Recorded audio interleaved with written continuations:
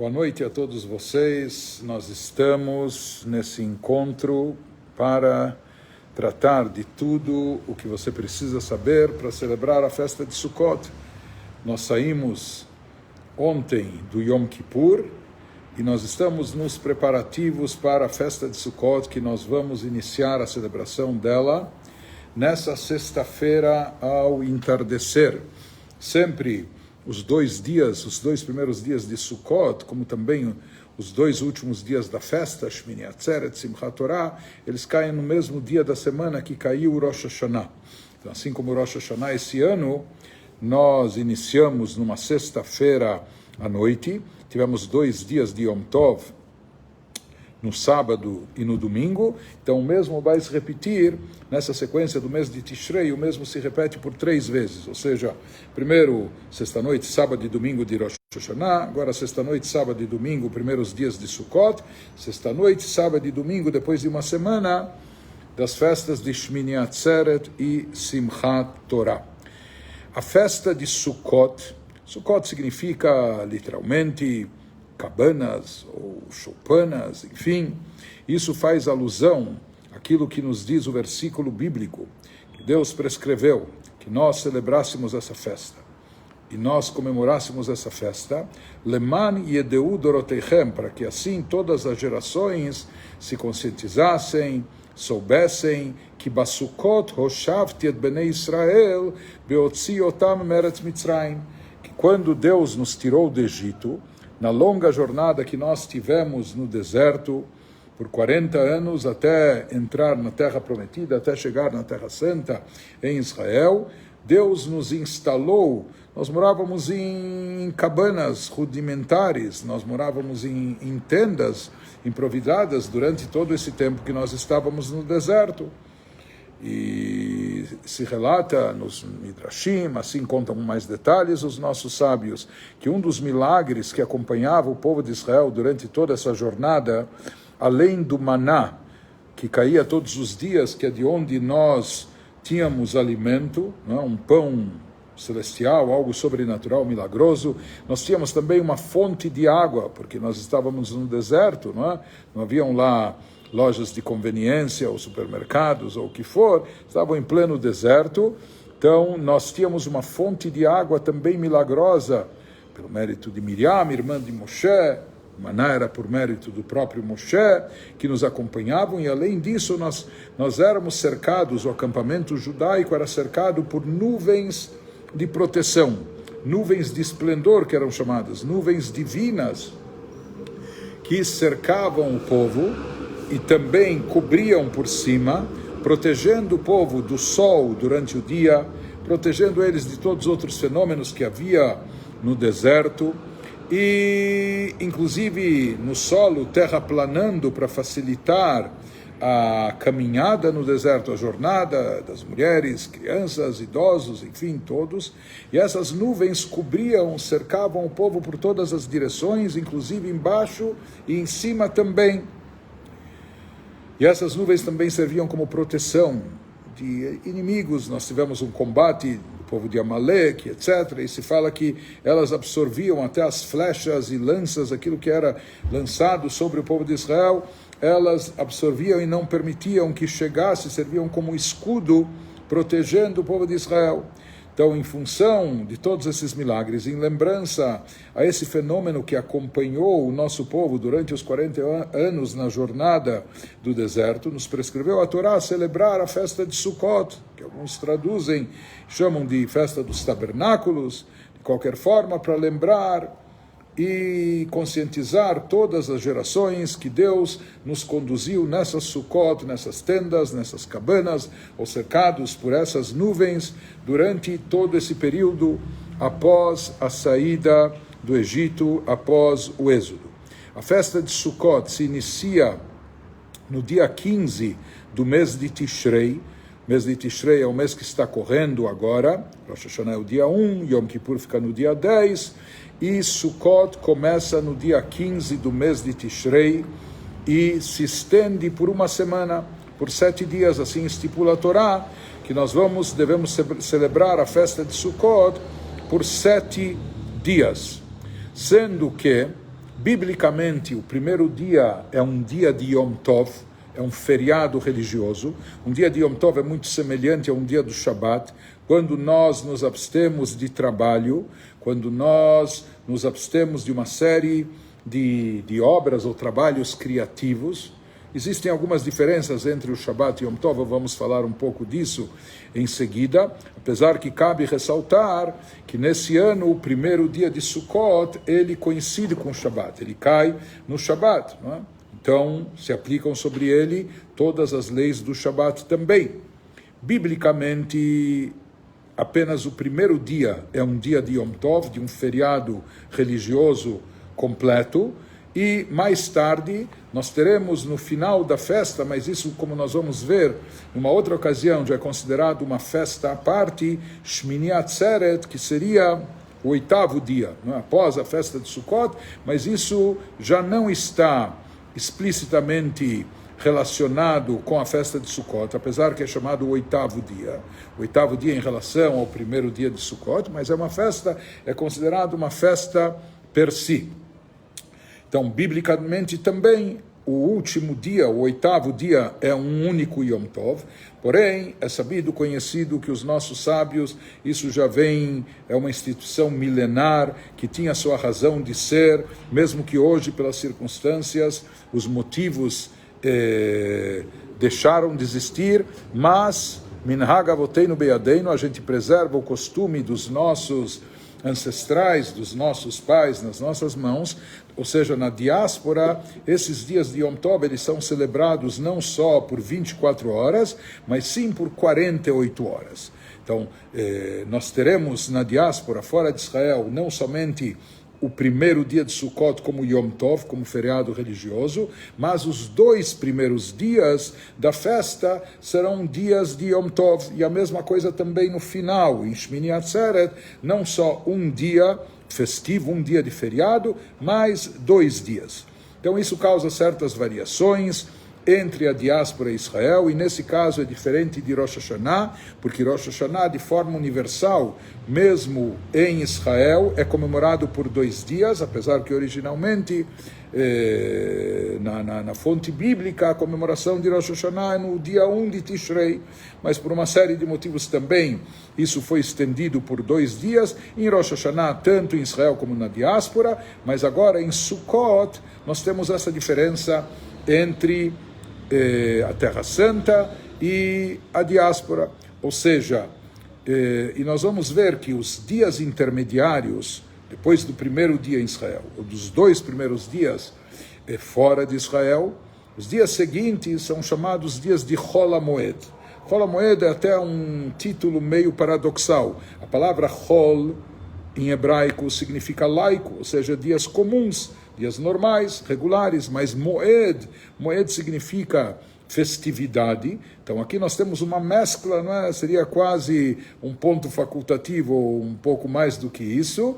Seria Chol HaMoed, ou seja, uma mescla, uma mistura de um dia laico, ou seja, não são proibidos trabalhos, ocupações, materiais, etc., como no dia de Shabat ou Yom Tov, o feriado religioso, mas também nós observamos esses dias como um meio feriado, ou seja, há um espírito festivo especial nesses dias intermediários. Esses dias intermediários existem no meio da festa de Pesach e no meio da festa de Sukkot. Nós temos 3 festas de peregrinação, a terceira é Shavuot, mas como Shavuot, biblicamente, é apenas um dia, e na diáspora são 2 dias, mas não tem dias finais, então não tem dias intermediários.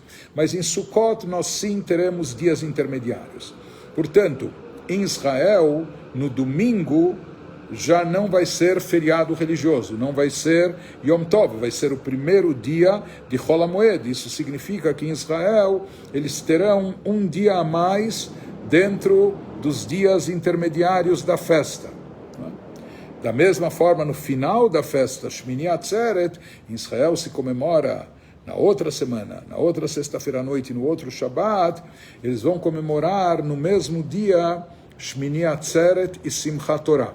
Enquanto que nós, na diáspora, dividimos isso em 2 dias, Sexta-noite, no sábado, para nós é Shmini Atzeret, e sábado à noite e domingo será Simchat Torah. Enquanto que lá em Israel, sábado à noite, já acabou a festa. Domingo, de certa forma, já é um dia comum, Isru Chag, pós-festa.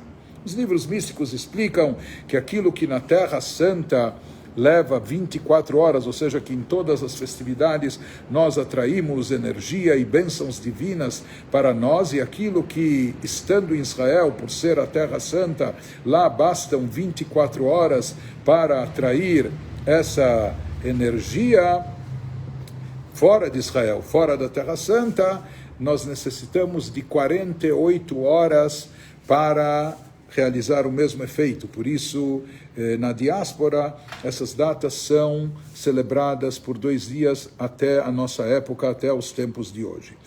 Então, portanto, a partir de sexta-feira à noite, a partir do sábado, começam os 7 dias da festa de Sukkot, que é uma prescrição bíblica de celebrar esses dias.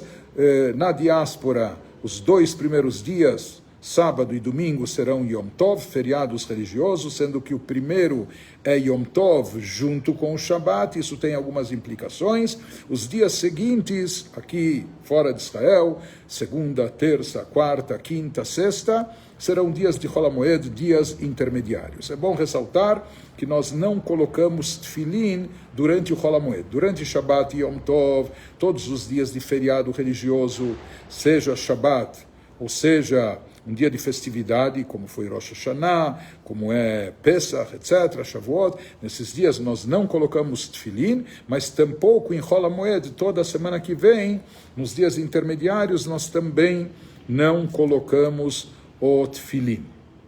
Esse ano, como nós dissemos, a festividade de Sukkot começa na sexta-feira à noite, e nós vamos ver que isso tem algumas implicações em bênçãos no cerimonial, na hora de acender as velas, no Kiddush, mas vamos já antecipar que na festa de Sukkot nós temos 2 mitzvot características, 2 mitzvot especiais. Em geral, cada festa judaica tem a sua mitzvah especial. Por exemplo, em Pesach, nós temos a mitzvah da Torá de comer matzah, particularmente na diáspora, nas 2 primeiras noites de Pesach, a noite do Seder. Além disso, nós temos a mitzvah de relatar sobre o êxodo, sobre a saída do Egito, relatar a Haggadah, que significa relato. Nas festas de ordem rabínica, em Hanukkah, nós temos a mitzvah do acendimento das velas. Em Purim, nós temos a mitzvah de ler a Megillah, o livro de Esther, e outras mitzvot, mais troca de presentes comestíveis, doação para pobres, uma refeição festiva, etc. Então, em geral, no dia de Yom Kippur, nós temos a mitzvah de jejuar e fazer tshuvah, fazer confissão pelos nossos pecados, ter arrependimento para obter o perdão. Então, cada data judaica tem as suas mitzvot características. Quais são as mitzvot características especiais da festa de Sukkot? Em Sukkot nós temos basicamente 2 mitzvot na Torá. Uma mitzvah consiste em habitar na Sukkah durante essa semana, e nós já vamos ver como isso se pratica, como isso é implementado, não é? O que significa habitar, fixar moradia na Sukkah durante essa semana. E a segunda mitzvah da Torá que se aplica na festa de Sukkot é a mitzvah de Netilat Dalet Miminim, de tomar 4 espécies de plantas vegetais e uni-las, juntá-las e fazer uma brachá, uma bênção sobre elas. Nós também vamos falar disso adiante. Como se cumprem essas mitzvot, esses preceitos, sobre quem se aplica, sobre quem incide, né? Então, falando primeiramente da mitzvah de Sukkah, e depois, no decorrer, eu espero ilustrar para vocês de uma forma mais prática, para quem não está tão familiarizado com isso. A mitzvah de Sukkah consiste em montar uma cabana, uma choupana, certo?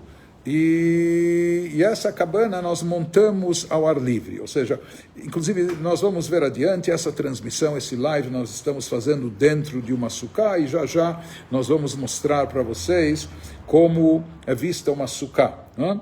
Então, a mitzvah de montar uma sukkah se aplica, ou seja, uma sukkah tem que ser montada ao ar livre, ou seja, sem qualquer teto por cima dela.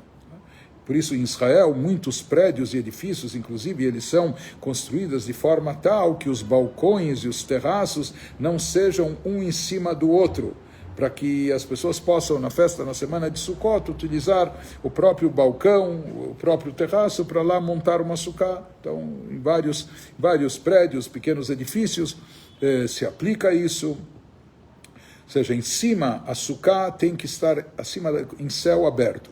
Inclusive, até não deve haver uma árvore com folhagem, ou etc., sobre a sukkah. Então, nós temos as paredes da sukkah.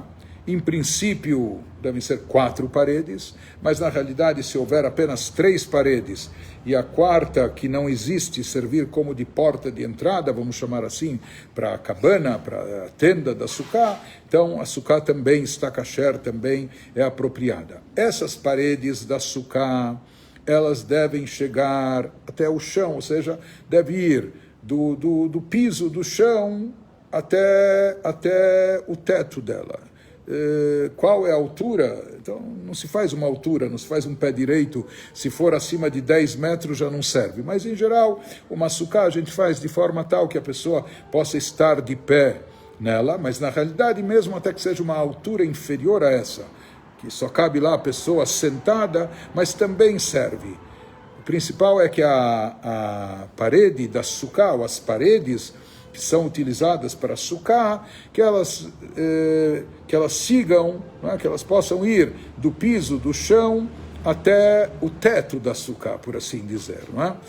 O teto da sukkah é aquilo que a gente chama de schach. Schach, o teto da sukkah tem que ser feito de vegetais, de vegetais que já estão cortados. Não é? Então, uma árvore servindo de teto não vai ser kasher, não vai ser apropriada. Nós temos que nos utilizar de algum tipo de vegetal, folhagem. Muitos se utilizam, por exemplo, de bambus, outros colocam folhas mais largas, amplas, folhas de palmeiras, etc. E nós vamos ver que hoje em dia já existem até outros recursos para facilitar a cobertura da sukkah. E isso deve ser a cobertura da sukkah. De certa forma, é até uma maneira de nós estarmos expostos ao sol, à chuva, ao vento, etc. Isso talvez até nos lembre um pouco da nossa fragilidade. Isso também nos coloca numa situação de imprevisibilidade, não é? Porque a gente depende do clima e de fatores climáticos, meteorológicos, etc., para cumprir essa mitzvah, mas nisso consiste a sukkah. O principal da sukkah é o teto dela, e o teto significa um teto natural, composto de vegetais que já estão cortados, desligados da fonte e da raiz, que são espalhados e não estão nem amarrados entre si, nem pregados, nem presos com outros elementos, etc., mas os vegetais espalhados formando um teto natural para a sukkah.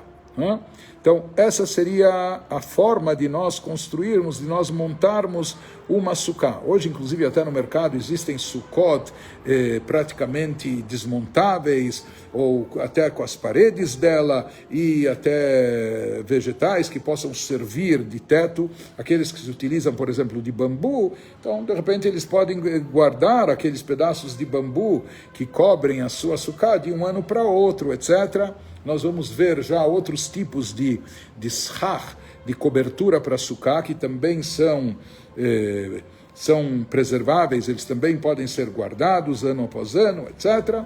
E a condição é que a cabana da sukkah esteja coberta de forma tal que a luz do dia, quando brilha o sol, haja no espaço da sukkah, na área do sukkah, mais sombra do que sol. Ou seja, que ela esteja suficientemente coberta de forma tal que mesmo ao meio-dia, por exemplo, quando brilha o sol num dia ensolarado, naquela cabana se perceba mais sombra do que sol. Mas também a pessoa não deve exagerar demais na cobertura, quer dizer, colocar lá um monte de folhagem. Se ele colocar tanta folhagem que estiver até com folhagem vedando, fazendo quase um teto sólido, de forma que se chover, nem a chuva vai conseguir penetrar na sucá, isso invalida a sucá. Então tem que ter uma cobertura vegetal suficiente para não haver tanta luz, que haja mais, a luz do dia haja mais sombra do que a luz do sol, mas por outro lado que não seja uma cobertura tão grande que até impeça a chuva de entrar na sucá. Então basicamente essas são as leis, as regras de como montar uma sucá. As paredes podem ser de qualquer material e a gente pode se utilizar, inclusive, se alguém apoia a sucá em no seu pátio, ou até ele pode fazer até de uma das paredes externas da casa, ou de duas, se ele tem um certo corredor, pode se aproveitar dessas paredes que já existem para sobre elas montar a sucá, ou seja, apoiar esse teto vegetal que nós mencionamos. Então, isso é basicamente como se monta, como se constrói uma sucá de forma adequada. A outra mitzvah que nós temos na festa de Sukkot é a mitzvah de tomar 4 espécies de plantas. Essas 4 espécies de plantas, elas estão quase que codificadas na Torá. Na Torá não consta de forma explícita o nome, na Torá escrita, o nome dessas plantas não consta, elas são chamadas, designadas de uma outra forma, mas nós temos pela nossa tradição, através da Torá oral, que nos foi dada por Deus no Monte Sinai, junto com a Torá escrita, nós sabemos quais são essas plantas. Quando a Torá nos fala, o kartem lachem bayom arishon, pri etz hadar, kapot tmarim, etc. Então, nós temos pela tradição oral, nós sabemos quais são essas plantas. E a mitzvah consiste em pegar uma fruta que se chama etrog, que é a mais rara e cara entre todas as espécies vegetais que nós utilizamos para essa mitzvah. O etrog é uma fruta cítrica, mas não é um limão, é uma fruta rara, que inclusive ela tem características únicas e especiais, e até tem que haver uma tradição, por isso nós sabemos que alguns determinados lugares no mundo se cuidou por gerações e se supervisionou que nos pomares, etc., não se fizessem enxertos e não se misturasse com outras sementes, aquela semente original do etrog. Por exemplo, tem gente que até hoje procura obter um etrog de uma região da Calábria, na Itália, que lá foi durante muitas gerações ou até séculos foi preservado aquela plantação de etrog na sua forma genuína, sem qualquer enxerto, sem qualquer mistura. Assim também existem etrogim, que vêm do Marrocos, havia alguns do Iêmen, e naturalmente depois, já com o Estado de Israel, também foram plantados. Hoje Israel é o maior fornecedor de etrogim para o mundo, não é em todo lugar. Aqui no Brasil até se tentou plantar sementes de etrog, mas pelas condições climáticas, pelas estações que são inversas, contrárias do hemisfério norte, aqui não sai na época, e não só que não sai na época, não sai da forma ideal. Mas enfim, o etrog é uma fruta especial, que tem características especiais, tem muitas leis sobre como devem ser as características desses 4 espécimes dessa planta, mas então a gente se utiliza de um etrog, de um lulav. Lulav são folhas de tamareira, são folhas de uma tamareira. Além disso, a gente se utiliza de 3 adassim. O adas são folhas de mirta, nós já vamos ver, e também de 2 aravot. Aravot são folhas de salgueiro. Okay? Esses são os 4 espécimes: o etrog, a fruta cítrica, o lulav, que é a folha da tamareira, o adas, que são folhas de mirta, e as aravot, que são folhas, 2 aravot, que são folhas de salgueiro. O etrog, que é a fruta cítrica, ele é segurado à parte, certo? E os outros 3, eles são, entre aspas, amarrados juntos. Eles são colocados juntos, as outras 3 espécies, mas elas também têm que ser presas, amarradas, entre aspas, com elementos delas próprias. Não é que a gente se utiliza de uma corda, ou de algum barbante, ou de alguma fita, não, a gente se utiliza de folhas do próprio lulav, da própria tamareira, para juntar o adas e a aravá, a mirta e o salgueiro a eles, como a gente já vai expor e vai demonstrar também. E existem leis específicas sobre cada um deles. O etrog, existem medidas específicas também. A altura do etrog, a altura do lulav, da folha de tamareira, que tem que ser reta, enfim, estar endireitada. O etrog, de preferência, ele deve ter uma tonalidade mais amarelada, que sai do esverdeado para o amarelado, etc. Isso é ideal. O etrog, em especial, a gente cuida, porque a própria Torá diz que ele tem que ser belo, esmerado, caprichado, então a gente cuida para que ele seja com muita delicadeza, que ele não tenha protuberâncias, para que ele não tenha riscos, para que ele não tenha manchas, para que ele não tenha cortes, etc., não é? E não esteja quebrado, aquebrantado, porque isso pode invalidar o etrog.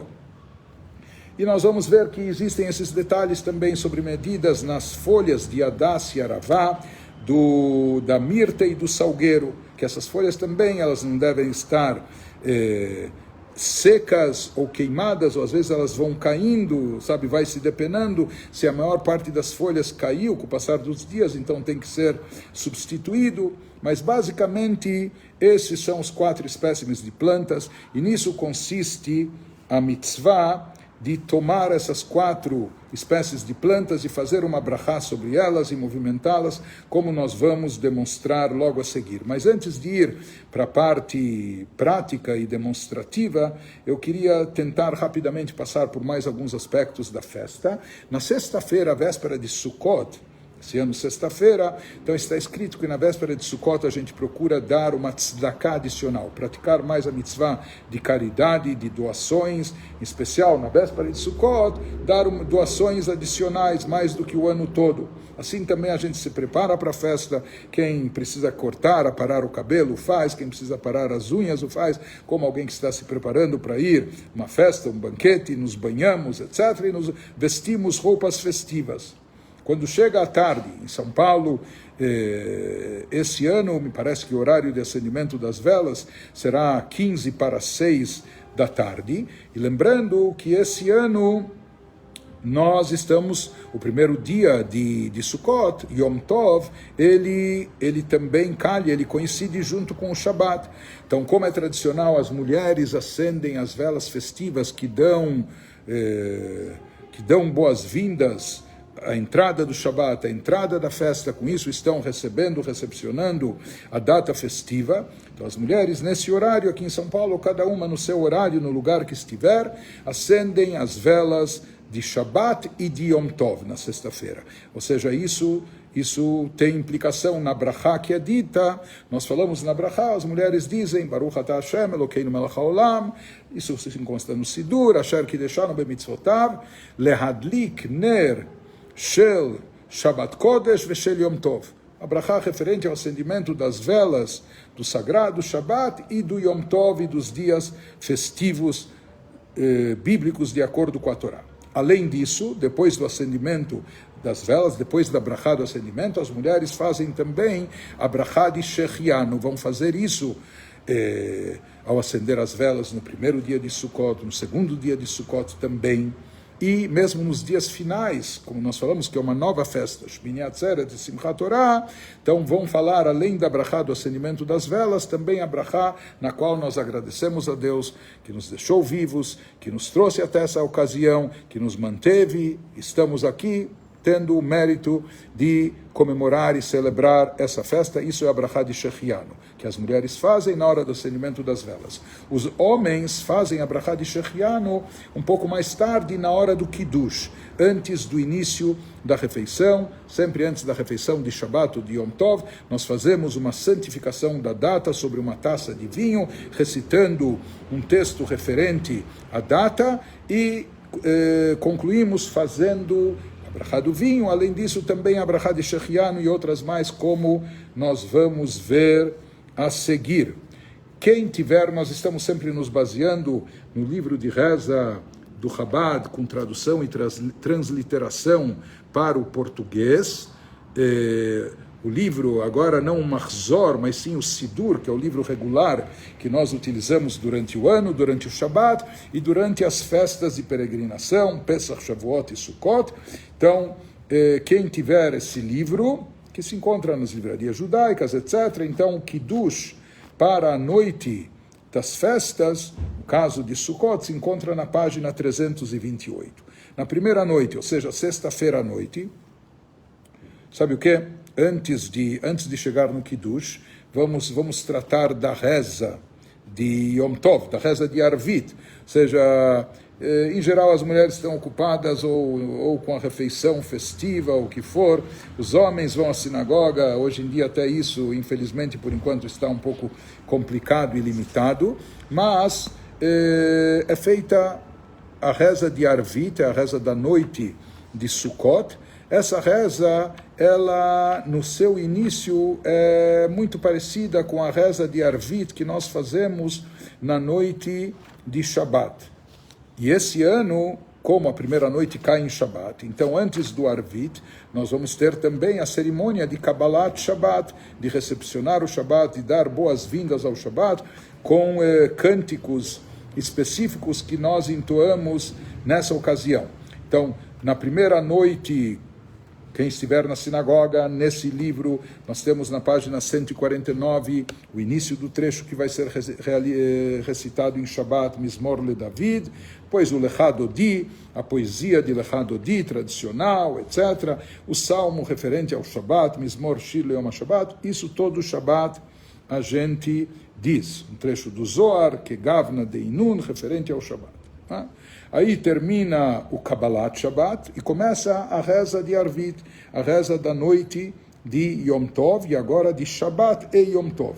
Isso começa no rodapé da página, começa na página 153, na página 154, as bênçãos que precedem o Shema, a recitação noturna do Shema Israel. Temos uma mitzvah da Torá de recitar o Shema Israel toda noite e toda manhã. E assim temos as bênçãos posteriores do Shema até a página 158. Depois dessa página vem a Amidah, aquela reza solene que nós fazemos de pé, em posição de sentido e de forma silenciosa. Então, aqui na sequência do Sidur, na página 159, está a Amidah de Shabbat. Mas, como essa sexta-feira à noite não é apenas Shabbat, mas é também Yom Tov, e a festa de Sukkot, então nós vamos falar a Amidah especial de Shalosh Regalim, a reza especial que vai ser a reza de Arvit, de Shacharit e de Mincha. 3 rezas. Na verdade, em Yom Tov nós vamos ter uma quarta reza, que é a reza de Musaf. Esse texto é um pouco diferente, mas o texto dessas 3 rezas, Arvit, Shacharit e Mincha, é idêntico. No Mahzor se encontra na página 301, essa Amidah. Ou seja, quando terminamos as bênçãos posteriores do Shema em Arvit, vamos para a página 301, e aí, por ser sexta-feira à noite e Shabbat, também no dia seguinte, sábado de manhã, sábado à tarde, há trechos em parênteses que fazem alusão ao Shabbat, e nós vamos mencioná-los. Daí nós temos a bênção intermediária, já comentamos sobre isso, a estrutura, 3 bênçãos iniciais de louvor, 3 bênçãos finais de agradecimento, e a bênção intermediária que faz alusão e referência à festa. Quando fazemos alusão à festa, há colunas para escolher, e nós vamos escolher a coluna que menciona Chag HaSukkot Hazeh, que faz alusão à festa de Sukkot, Et Yom Tov Mikra Kodesh Hazeh, Zman Simchateinu, o período da nossa alegria, e assim prossegue a Amidah até o final dela, da página 301 até 306. Aleinu Leshabeach, se encerra a reza de Arvit, e vamos para casa, ou melhor dizendo, nós vamos para Sukkah. Nós vamos fazer o Kiddush de Yom Tov e de Shabbat na Sukkah. A propósito, sobre o acendimento de velas que as mulheres fazem, em geral o acendimento de velas é feito no local da refeição. Muitas mulheres costumam, aqueles que têm sukkah anexa a seu apartamento, a sua casa, quando é possível, costumam acender as velas na própria sukkah.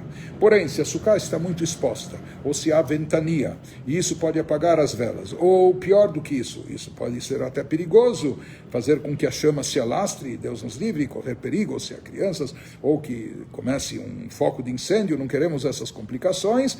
Então, nesse caso, se acende as velas em casa mesmo, por mais que nós vamos fazer a refeição, início, ou kiddush, etc., na sukkah. Então, quando chega a hora do Kiddush. Nós temos o Kiddush aqui, nesse mesmo livro que estamos utilizando, na página 328. Sexta-noite, por ser Shabbat, nós começamos com Yom HaShishi, o trecho tradicional do Shabbat, a bênção do vinho, Savrim Ananan, Borei Pri Agafen, e depois a bênção referente à festa que está abaixo nessa mesma página, Shebacharbanu Mikolam, fazendo menção ao Shabbat e também a Chag, Sukkot, Azeh, etc. Terminamos a bênção na sexta-noite dizendo Mekadesh, Shabbat, Ve Israel, Ve Hazmanim. Depois disso, nós vamos fazer a bênção referente à mitzvah de comer na Sukkah. Nós vamos ter a brachá de Asher Kideshanu B'mitzvotav Etzivanu, está na página 329, Leshev Basukkah, quando nós abençoamos Deus pela mitzvah que estaremos cumprindo de sentar e habitar na Sukkah. Em seguida, os homens fazem a brachá de Shechianu, a brachá agradecendo a Deus que nos manteve vivos, nos trouxe até essa data. Então isso seria o texto do Kiddush que nós recitamos na primeira noite de Sukkot. Nós temos algumas variações na segunda noite de Sukkot, que vai ser sábado à noite. Então, é importante ressaltar que nós temos que esperar o Shabbat terminar, ou seja, até depois de 6h40, até depois de 20 para 7 da noite, quando já anoiteceu, para as mulheres acenderem as velas do segundo Yom Tov. E mesmo essas velas, elas são acesas a partir de uma chama que estava acesa. Por isso, a gente costuma deixar velas de 24 horas ou mais, ou de 7 dias acesas, para ter uma chama piloto, para a gente poder se servir dela, para acender as velas na segunda noite de Yom Tov. Da mesma maneira, isso só pode ser feito depois do término do Shabbat. Em São Paulo, depois de 6h40, depois de 20 para 7 do anoitecer. Da mesma forma, em Yom Tov, diferente do Shabbat, nós podemos esquentar comida ou mesmo cozinhar para o próprio Yom Tov, aquilo que vai ser comido no próprio Yom Tov. Por isso também a gente pode se basear dessa chama acesa para, a partir dela, acender o fogão ou forno, etc., o que nos permite cozinhar, assar, cozer, etc., em todos os dias de Yom Tov, quando não são em Shabbat. Só que no Kiddush da segunda noite nós teremos uma variação, por ser sábado à noite, como nós fizemos em Rosh Hashanah. Nós vamos intercalar um pouco da Avdalá no meio do Kiddush. Isso pode parecer complicado, mas isso está impresso no Sidur. Então, no sábado à noite não vai se falar Yom HaShishi, etc., que é o trecho referente ao Shabbat. A gente começa com a bênção do vinho, Savrim Ananan, Borei Pri Agafen. Nós fazemos depois a brachá referente à festa, agora omitindo os trechos de Shabbat, porque sábado à noite já não é mais Shabbat. Concluímos com Baruch Atah Hashem, Mekadesh Israel, Ve Hazmanim, a bênção da festa, e daí nós intercalamos bênçãos da Avdalá, olhando para as velas que as mulheres acenderam. Nós fazemos a brachá tradicional, Borei Meoreh Ha'esh, que Deus nos criou a chama do fogo que foi descoberto pelo ser humano no sábado à noite. Não fazemos bênçãos de especiarias na noite de Yom Tov, quando cai no sábado à noite. A bênção de separação entre o sagrado ou menos sagrado, o sagrado e o laico, não é? Que é a brachá da Avdalá. A gente vai dizer, está intercalado na página 329, e depois nós temos a brachá, mais uma vez, de Shechianu, que é dita pelos homens, as mulheres já falaram nas velas, como falamos, e a brachá de Leishev Basukkah, de sentar na Sukkah, que sempre é dita quando se faz o Kiddush, após o Kiddush. O Kiddush, na hora do almoço, é mais simplificado, consiste apenas em dizer um versículo referente à festa, Eile Moadei Hashem, a brachá do vinho e a brachá de Leishev Basukkah. Depois disso, nós fazemos Netilat Yadayim, a lavagem ritual das mãos, e nos preparamos para iniciar a refeição na Sukkah. E vamos falar um pouco disso. A Torá nos diz, Basukot Teshvu Shivat Yamim, vocês devem sentar, habitar na Sukkah. O que significa sentar, habitar na Sukkah?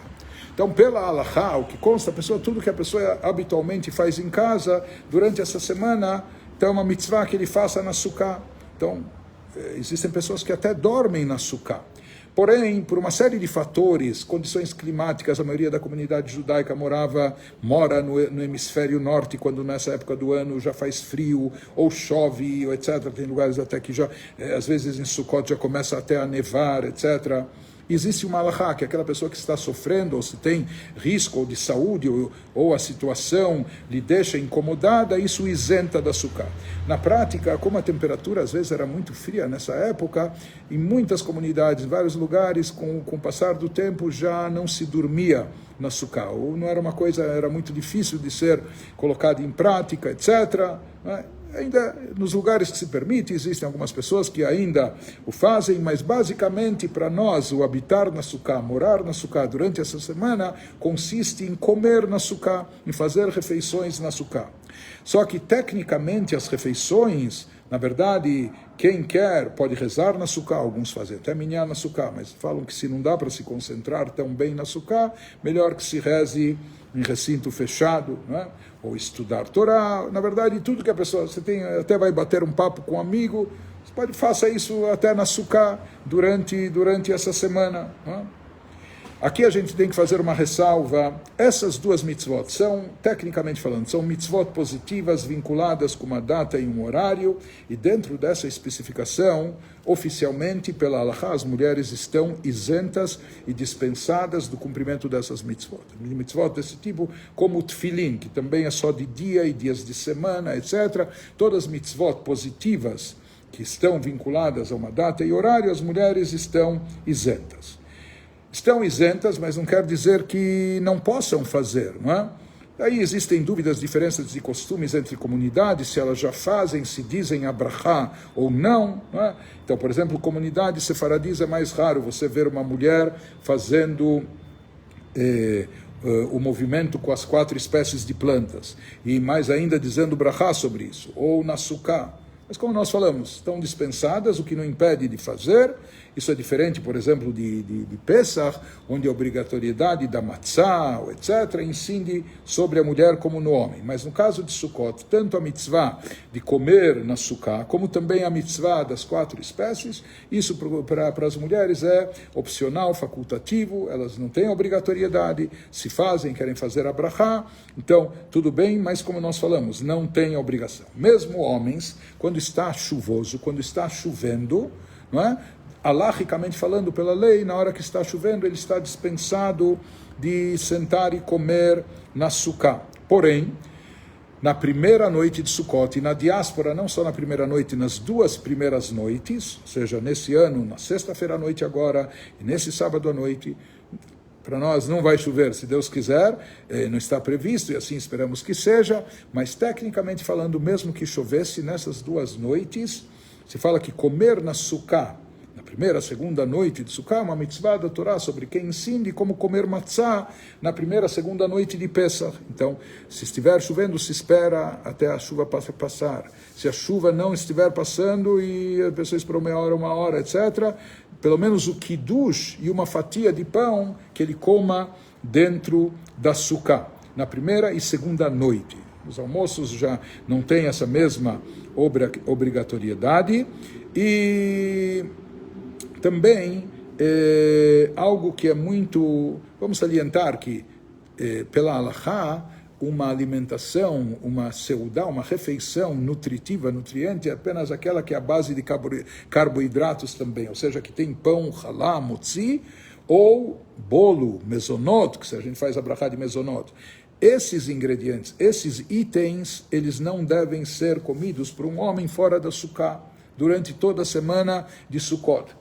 Os Ashkenazim, eles costumam, não só ao comer pão, mas ao comer bolo também, toda vez durante essa semana da festa, fazer a brachá de amotzi pelo pão, a brachá de mezonot pelo bolo, e em seguida a brachá referente a comer na sukkah. Asher ki deixanu b'mitzvotav, vetzivanu leshev basukkah. Agora vamos falar em termos práticos, apenas comentando nessas refeições de Sukkot, nosso costume, a gente costuma também continuar mergulhando o pão amotzi no mel, e no Birkat Hamazon, na nas bênçãos pós-refeição que fazemos, intercalamos o parágrafo de Alev e Avó, que faz referência à festa de Sukkot, evocando a festa de Sukkot. Na sexta-noite e no sábado, vamos dizer antes o parágrafo de Retzev Chalitzeinu, que faz referência e menção ao Shabat. A obrigatoriedade de se comer a refeição, e refeição, como nós falamos tecnicamente pela Halachá, é aquela que contém halá, pão. Isso incide na diáspora, essencialmente na primeira noite de Sukkot, esse ano sexta-feira à noite, na segunda noite da festa de Sukkot, esse ano no sábado à noite. Nas outras noites, desde que se a pessoa não tem sukkah acessível ou próxima, então desde que ele não coma o pão fora da sukkah, ou vamos dizer o bolo fora da sukkah, então, talvez ele está numa dieta de carboidratos, etc. Então, salada, verduras, legumes, etc. Carne, peixe, enfim, isso ele poderia comer, pela halachá ele pode comer fora da sukkah, porque isso não consiste ainda em uma seudá, uma refeição oficial, halachicamente falando. Somente quando contém o pão ou o mezonot.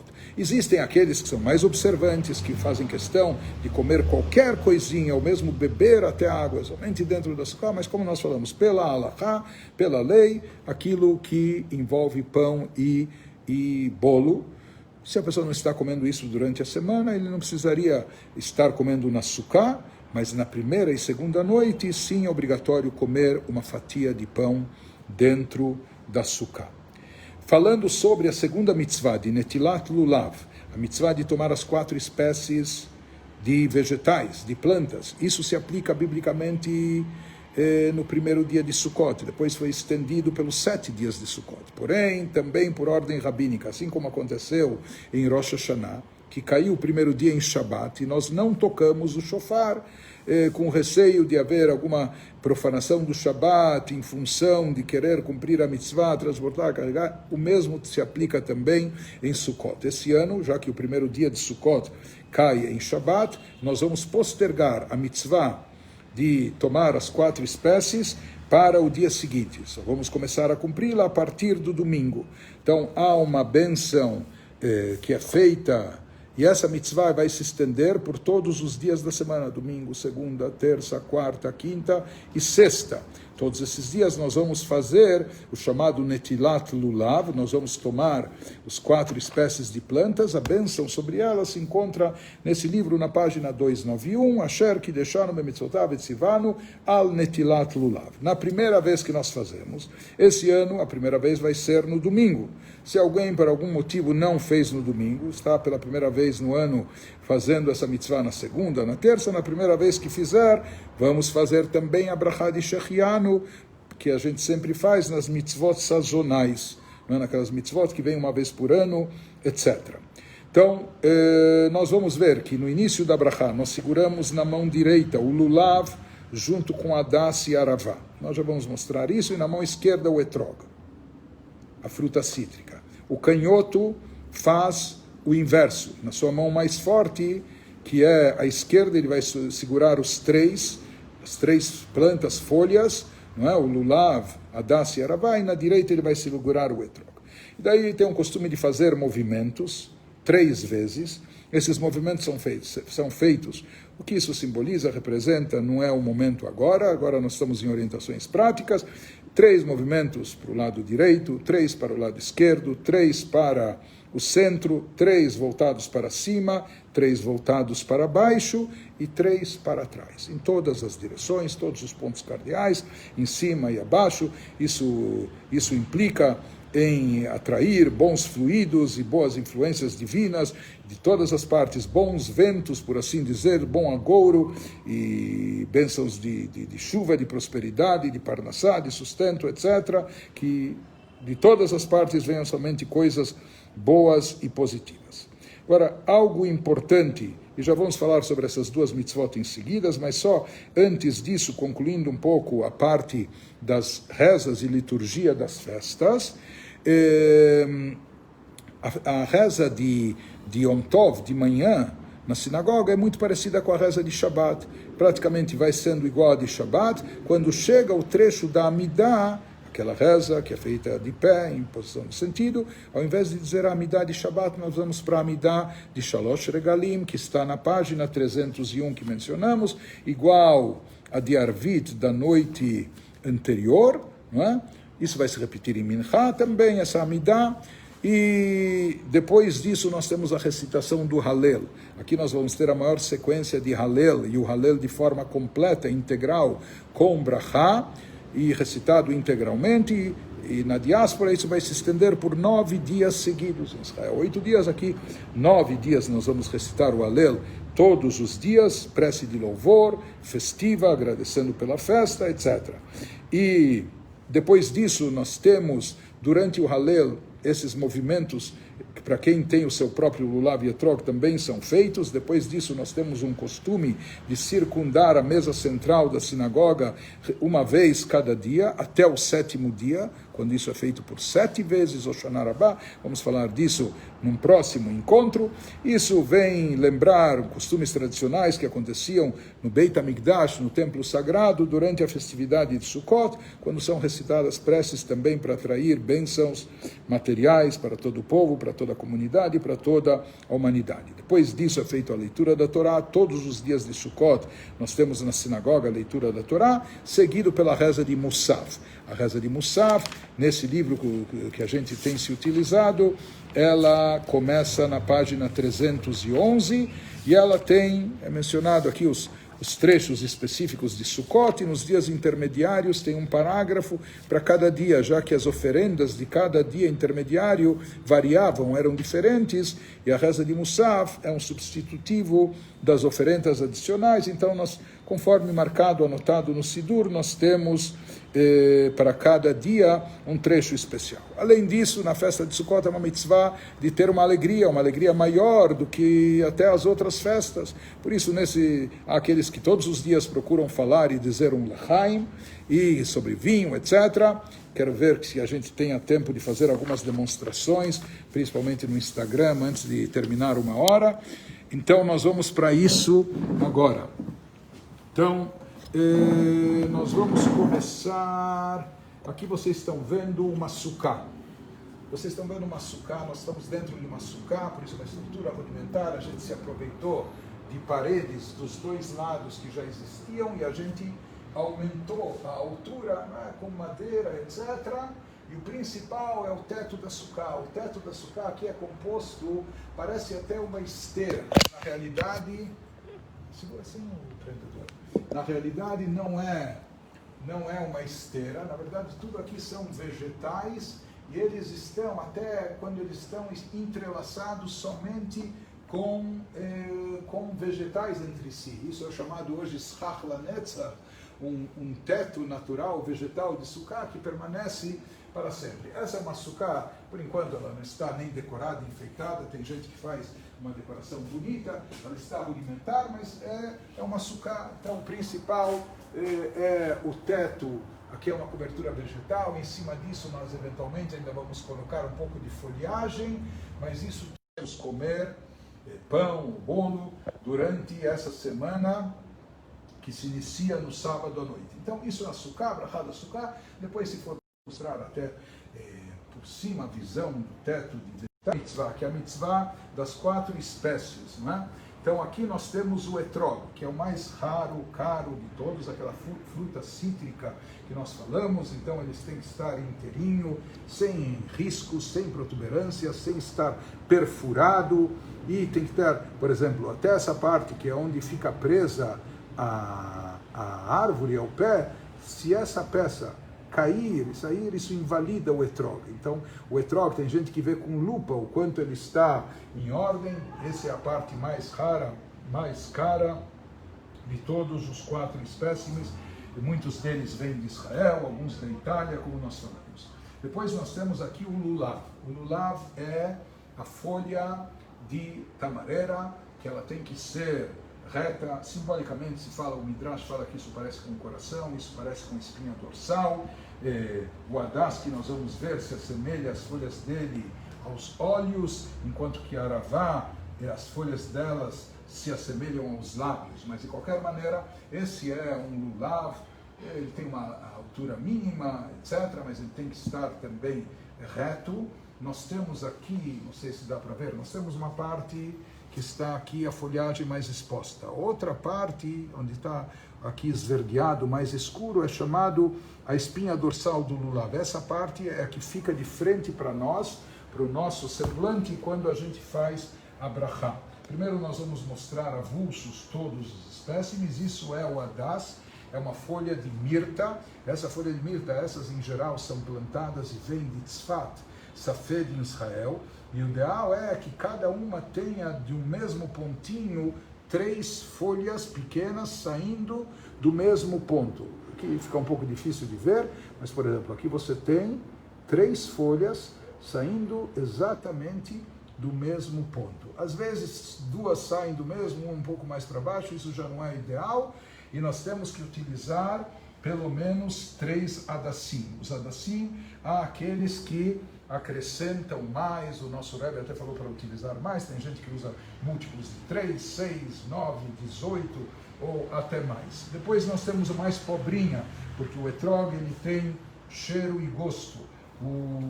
As folhas de tamareira, elas têm gosto, a tâmara tem gosto, sabor, mas não tem cheiro. O hadas, a folha de mirta, tem cheiro, alguns usam até para avdalá durante o ano, mas não tem gosto. E você tem as folhas de salgueiro, que não tem nem gosto nem cheiro. Cada uma simboliza um tipo de Yehudi, etc. Não é? O que tem estudo e tem conhecimento, mas não pratica, etc. Aqui vocês talvez percebam que tem um problema. Essa aravá já está ficando um pouco queimada e as folhas estão secando e elas começam a cair. Por enquanto ela ainda está kasher, mas se for caindo mais durante a festa, ela tem que ser substituída. Então aqui estão todos avulsos e separados, e aqui nós temos um set, um kit, quando ele já está preso e amarrado. Ele está amarrado com pedaços de folha do próprio lulav. Isso são folhas do lulav que foram retiradas. Tem gente que faz até uma embalagem especial com essas folhas para encaixar os outros 2 tipos de folha, o hadas, a mirta e o salgueiro. Nosso costume é de botar 3, um de cada lado e um no meio, e fazemos 2 lacinhos aqui no próprio lulav. E embaixo, na base, nós fazemos outros 3 lacinhos que estão segurando o hadas e a aravá, os 3 hadassim, as 3 folhas de mirta e as 2 folhas de salgueiro, estão segurando junto com o lulav, certo?